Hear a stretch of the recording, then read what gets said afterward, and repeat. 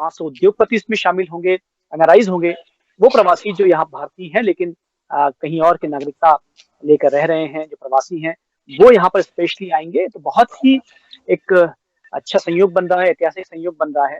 लेकिन खासतौर पर इन्वेस्टर समिट की यदि हम बात करें तो ये 7वीं इन्वेस्टर समिट है।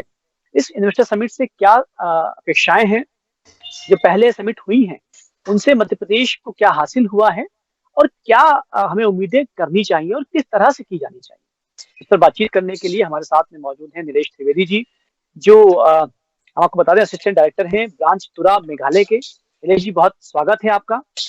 नमस्कार। हमारे साथ में मौजूद हैं सपन अरोड़ा जी, जो डायरेक्टर हैं सूर्या हॉस्पिटैलिटी ग्रुप के और प्रेसिडेंट हैं रेस्टोरेंट एसोसिएशन के। आपका भी सर बहुत स्वागत है। नमस्कार सर। नमस्कार। और हमारे साथ में मौजूद हैं योगेश मेहता जी, जो प्रेसिडेंट हैं industry association of Madhya Pradesh के। आपका भी योगेश जी बहुत स्वागत है। सबसे पहले नीलेश जी, मैं आपसे शुरुआत करना चाहूंगा, क्योंकि आप तो इंदौर रहे भी हैं, एमएसएमई के डायरेक्टर के बतौर आप रहे हैं, अभी आप मेघालय में हैं, आपने लगातार कई इन्वेस्टर समिट देखी भी हैं। इस इन्वेस्टर समिट को किस रूप में आप देखते हैं, क्योंकि 6 लगातार हो चुकी हैं और ये 7वीं इन्वेस्टर समिट है, तो क्या स्पेशल, क्या विशेष होने वाला है समिट?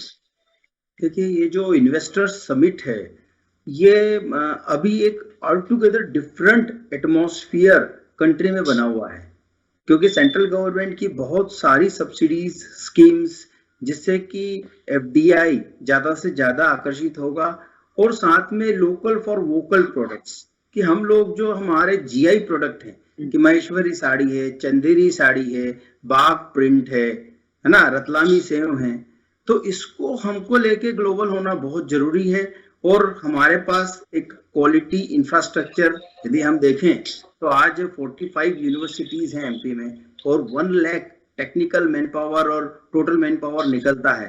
तो डेफिनेटली ये सब आपकी जो इंडस्ट्रीज हैं, चाहे वो टेक्सटाइल से रिलेटेड हो, गारमेंट से रिलेटेड हो, या इंजीनियरिंग से रिलेटेड हो, automobile, IT, ITS, information technology ने भी एमपी ने काफी अच्छा प्रमोशन किया है, क्योंकि स्टेट गवर्नमेंट का बहुत सपोर्ट है। और हमारी जो स्कीम्स हैं वो बिल्कुल जो अच्छे डेवलप्ड स्टेट्स हैं उनके एट पार हैं, चाहे महाराष्ट्र हो या गुजरात हो।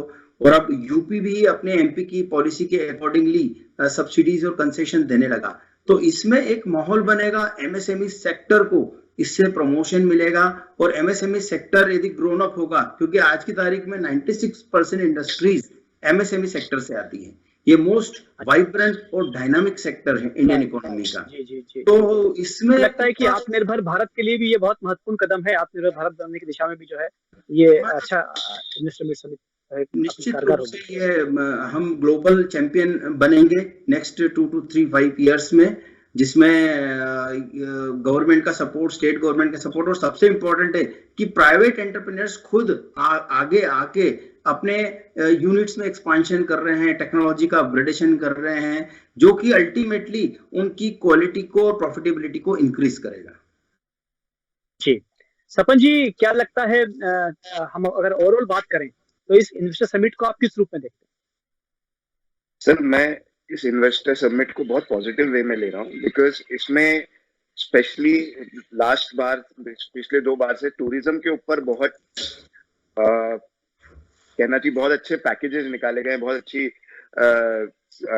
लैंड्स के पार्सल रखे गए हैं, और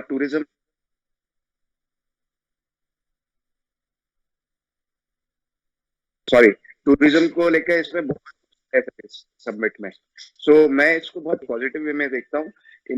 हमारी इंडस्ट्री को सब्सिडी दी गई है इसी सबमिट में लास्ट ईयर। तो I am very faithful sir, and I can see Indore as a brand in 2 years। जी, सपन जी, क्या लगता है जब बाहर के कुछ ऑनर्स भी आते होंगे, जो रेस्टोरेंट की चेन भी आती होंगी, होटल की चेन भी आती होंगी, तो क्या कोई कोलैबोरेशन जैसी संभावनाएं भी बनती दिखती हैं? Sir, as per my figure sir, यहाँ पे इंदौर में 3 5-star होटल साइन हुए हैं सर, और जो कि अपने इस ग्लोबल सबमिट में अपना प्रपोजल रख रहे हैं। और इसमें एक ताज ग्रुप ने भी अपना इंटरेस्ट दिखाया है, ताज विमानता ने, और उसने भी अपना इंटरेस्ट दिखा के इधर यहाँ पे 100 करोड़ रुपए का इन्वेस्टमेंट 3 साल के अंदर लाने का प्रॉमिस कर रहा है। अच्छा, ये जो होने वाली इन्वेस्टमेंट की बात कर रहे हैं आप, बहुत बड़ी उपलब्धि है सर। जी बहुत जी। पर इसमें रेस्टोरेंट्स के लिए सर हमारे यहाँ पे अभी चूंकि मध्य प्रदेश में मैं इंदौर को कहूंगा तो एक बहुत बड़ा हब है, पर चूंकि अभी एडमिनिस्ट्रेशन की तरफ से वो सपोर्ट नहीं है रेस्टोरेंट इंडस्ट्री को, बनस्पत जो होटल इंडस्ट्री और होटल्स को है। बट इस समिट में मैं और हमारे कुछ फेलो रेस्टोरेंट्स जो दिल्ली और बॉम्बे से आ रहे हैं, वो हम हमारी तकलीफें इस मध्य प्रदेश की एक्साइज पॉलिसी को लेकर हो या एडमिनिस्ट्रेशन के टाइमिंग्स को लेकर हो, वो हम टूरिज्म बोर्ड के सामने और जो भी माननीय मुख्यमंत्री जी और पीएस मैडम के सामने इसको बिल्कुल रखेंगे। जी, मूल रूप से सपन जी क्या समस्याएं आती हैं जो आप कह रहे हैं कि होटल एसोसिएशन को जो चीज मिल जाती है, होटल्स को मिल जाती है, लेकिन रेस्टोरेंट को नहीं मिल पाती, कहाँ समस्या है? सर इसमें समस्या पंकज जी बहुत छोटी सी रहती है। एक्चुअली हम ये इंदौर जो शहर है ये बिजनेस का शहर है। यहाँ पे आप देखेंगे 80% लोग अपने पर्सनल बिजनेसेस के तौर पे अपने इनकम कमा रहे हैं।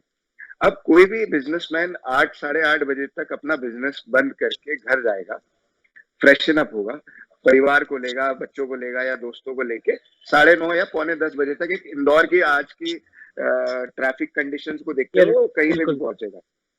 अब यहाँ जो पॉलिसी है या जो एडमिनिस्ट्रेशन का जो रवैया रहता है कि 11:30 बजे आपको अपना रेस्टोरेंट या आपका जो आउटलेट है वो बंद करना है। तो 10 बजे अगर कोई गेस्ट आया है 6 जनों के साथ, तो इट इज नॉट, आप संभावना देखिए कि इट इज नॉट पॉसिबल कि वो 11:30 बजे तक अपने आप को फ्री कर पाए। बिल्कुल सही, अच्छी बात कह रहे हैं आप जी। उसके लिए अगर रेस्टोरेंट इंडस्ट्री को अगर उनको फ्लरिश करना है, मैं कहूंगा चाहे वो पूरे मध्य प्रदेश में ही क्यों ना, सरकार को 1 घंटे का समय अवधि और बढ़ाना चाहिए, 11:30 की जगह 12:30 कर देना चाहिए। अच्छी बात कर रहे हैं आप। और चूंकि नाइट लाइफ पर बात चल ही रही है, आज ही गृह मंत्री ने जो है उस पर बात भी की है कि वो उस पर बातचीत करेंगे। नीलेश जी, क्या लगता है, आप चूंकि इंदौर रहे हैं और इंदौर चूंकि नाइट कल्चर की तरफ बढ़ रहा है, और चूंकि ये विषय भी अब सपन जी ने उठाया है, तो आपको लगता है कि इंदौर को नाइट कल्चर मिलनी चाहिए लगातार, क्योंकि अभी तो एबी रोड पर वो जो है वो सिस्टम लागू किया हुआ है, लेकिन क्या पूरे शहर में ये होना चाहिए?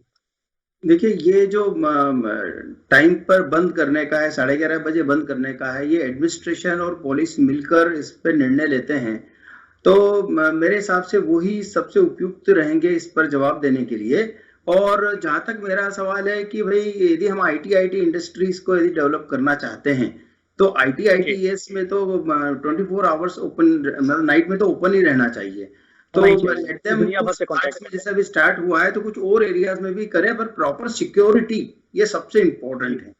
लोग जो है उत्पात ना मचाएं, इसका जरूर ध्यान रखें, इंदौर के कल्चर का ध्यान रखें। जी, बहुत अच्छी बात करें। जी, जो 450 उद्योगपति इस समिट में शामिल हो रहे हैं और जो लगभग 65-70 देशों के लोग आ रहे हैं, जो एनआरआईज आ रहे हैं, वो भारतीय जब यहाँ पर आएंगे, और तो क्या आपको लगता है कि प्रवासी सम्मेलन का इन्वेस्टर समिट को कोई फायदा मिलना है? एक्चुअली ये दोनों ही देखा है तो बहुत एक साथ हो रहे हैं, तो बहुत अच्छी बात है, क्योंकि एनआरआईज भी देखेंगे कि हम इंदौर को क्या छोड़ के गए थे या मध्य प्रदेश को क्या छोड़ के गए थे और आज ये क्या हो गया है। हम लोगों ने जो ग्रोथ किया है इन टर्म्स ऑफ, देखिए आप फार्मास्यूटिकल में आज हमारा स्पेशल इकोनॉमिक जोन है, उससे कितना एक्सपोर्ट इंक्रीज हुआ है फार्मा का, अपैरल्स का, इंजीनियरिंग और ऑटोमोबाइल्स का। साथ में आज हम क्लीनेस्ट सिटी हैं, यानी आज हम हमारे पूरे इंडिया में कहीं भी जाए तो हमें इंदौर जैसा ब्यूटीफुल और क्लीन सिटी मिलता नहीं है। यहाँ का इंफ्रास्ट्रक्चर बहुत है, यहाँ पर सब्सिडीज और कंसेशंस अवेलेबल हैं, तो ये सब चीज ग्लोबल, और हमारी कनेक्टिविटी भी बहुत अच्छी हो रही है, लॉजिस्टिक हब भी बन रहा है ना। तो ये जो फॉरेन से आने वाले हैं उनको सिक्योरिटी चाहिए, कनेक्टिविटी चाहिए, इंफ्रास्ट्रक्चर चाहिए। यदि हम ये सब, आज हमारे इंडस्ट्रियल एरिया में लैंड अवेलेबल नहीं है, इंडस्ट्रियलिस्ट ढूंढ रहे हैं कि लैंड चाहिए, वो इंदौर से 60-80 किलोमीटर आगे जाना नहीं चाहते हैं, तो आप सोचिए कि विद इन 50 किलोमीटर की रेंज में तो पूरा भर चुका है, और हम जल्दी से ही उज्जैन, देवास और पूरा हम एक ही हो जाएंगे, हो चुके हैं दिखाया है तो लैंड तो अवेलेबल नहीं है। तो आप सोचिए कि ये बहुत परफेक्ट स्टेज में अभी आ रहे हैं, और ये दोनों समिट एक साथ होना बहुत शुभदायक रहेगा। क्या लगता है नीलेश जी, आपने कहा कि जमीन उपलब्ध नहीं है, तो भविष्य में क्या हमको लगता है कि ये जो इंदौर है, ये आज से 10 साल, 15 साल, 20 साल बाद जो है वो एक मेट्रोपॉलिटन सिटी की तरफ बढ़ने की कोशिश करेगा, क्योंकि देवास, उज्जैन, महू, ये सब आपस में बीच में जुड़ जाएगा? इसमें क्या कल्पना कर रहे सबसे इम्पोर्टेंट है, मैं इंदौर के सभी मैन्युफैक्चरर्स और एंटरप्रेन्योर से रिक्वेस्ट करता हूं कि थोड़ा सा इंदौर से मुंह छोड़ के 50 to 80 किलोमीटर की रेंज में जाने का मेंटेलिटी बनाएं। और वर्टिकल डेवलपमेंट भी एक सेकंड सोल्यूशन है, ठीक है। पर ये जो है काफी गवर्नमेंट की जो सब्सिडीज हैं, कंसेशंस हैं, वो आप गवर्नमेंट लैंड पे करोगे तो ज्यादा मिलता है और आपको एक लाइफ लॉन्ग सिक्योरिटी रहती है, पावर, इंफ्रास्ट्रक्चर, ड्रेनेज, ये सब भी रहता है। तो मेरे हिसाब से काफी अच्छा ग्रोथ हो सकता है।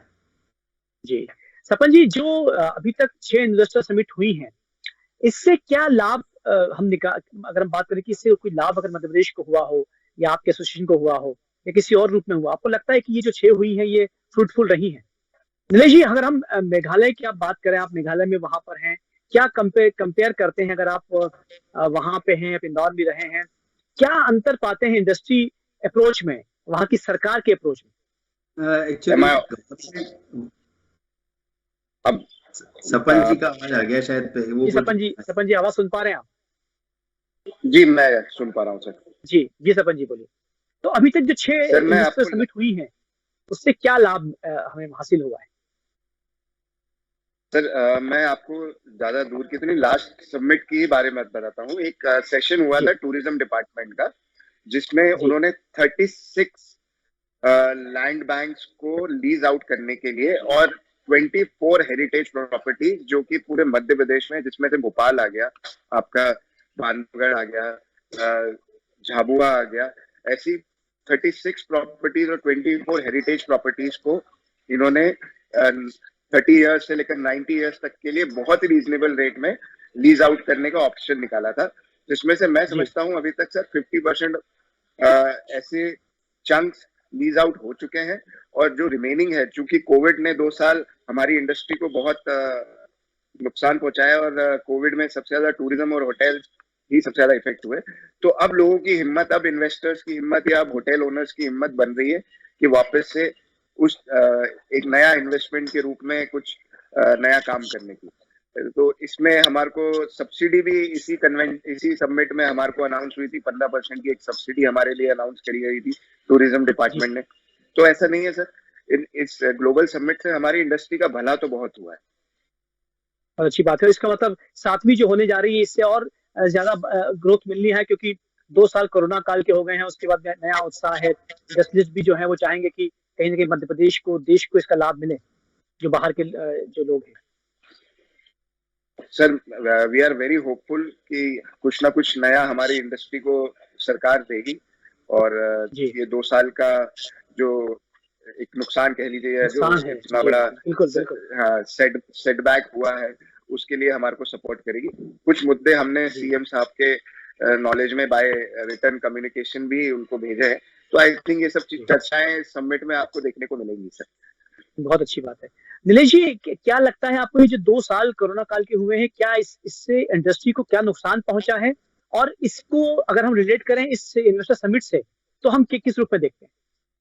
देखिए, जो कोविड पीरियड है वो पूरे ग्लोब को उसने नुकसान पहुंचाया है और खासकर hospitality industries, hotel industries, restaurant, small cafes और माइक्रो एंटरप्रेन्योर सबसे ज्यादा हिट हुए हैं, क्योंकि इन्होंने जो लोन लिया है उसको वो प्रीपे नहीं कर पाए हैं और वो काफी उनको दिक्कतें हुई है। लेकिन गवर्नमेंट ऑफ इंडिया का जो emergency credit line guarantee scheme आया, जिसने इनिशियली 3 लाख करोड़ का वो लोन था और फिर उसको बढ़ा के 5 लाख करोड़ किया और एक्सक्लूसिवली 75 to 1 लाख करोड़ जो है उन्होंने हॉस्पिटलिटी और टूरिज्म इंडस्ट्रीज के लिए स्पेयर किया था।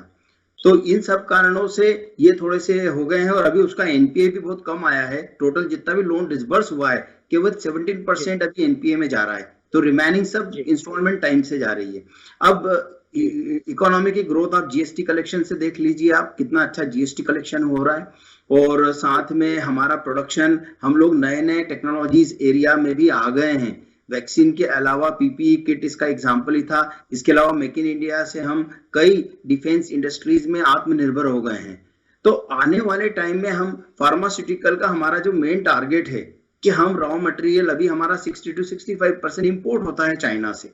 तो यदि हमारी और एक पॉलिसी गवर्नमेंट ऑफ इंडिया की है उसमें फार्मा पार्क मैक्सिमम बनेंगे तो हमारा ब्लड ड्रग पे डिपेंडेंस जो चाइना पे है वो खत्म होगा। और साथ में ये जो इलेक्ट्रिक व्हीकल्स हैं और इलेक्ट्रॉनिक सेक्टर है, ये 25-26 में हमें एक ब्रॉडर इंडिया देखने को मिलेगा जिसमें बहुत ग्रोथ एम्पुल होगा। तब सारी इंडस्ट्रीज और सारी हॉस्पिटलिटी इस सब फ्लोरिश होंगी। बहुत अच्छी बात आप कर रहे हैं नीलेश जी, और सामान्य जी ने बहुत महत्वपूर्ण बात बताई, और ये भी कहा कि जो पिछली इन्वेस्टर समिट थी उससे बहुत लाभ हुआ। इस बार लगभग 55,000 करोड़ का इन्वेस्टमेंट अभी से लगभग 6 कंपनियों ने जो है वो प्रॉमिस कर दिया है। मुख्यमंत्री शिवराज सिंह चौहान खुद 300 लोगों से सीधे रूबरू बात करने की बात कर रहे हैं, 1 to 1 बात करने की बात कर रहे हैं। तो मुझे लगता है कि 7वीं जो ये इन्वेस्टर समिट है और जो प्रवासी सम्मेलन है वो प्रदेश के लिए बहुत महत्वपूर्ण होने जा रहा है। नया साल है, नया उत्साह है, और मुझे लगता है कि ये जो समिट है ये कहीं न कहीं मील का पत्थर साबित होने जा रही है पूरी इंडस्ट्री के विकास के लिए। होटल इंडस्ट्री की बात हम करें या कोई आईटी इंडस्ट्री की बात करें या किसी और इंडस्ट्री की बात करें। बहुत सारा धन्यवाद नीलेश जी, सपन जी, आप हमसे जुड़े और हमसे बातचीत की। आप देखते रहिए। धन्यवाद पंकज जी, धन्यवाद नीलेश जी। मध्य प्रदेश। धन्यवाद।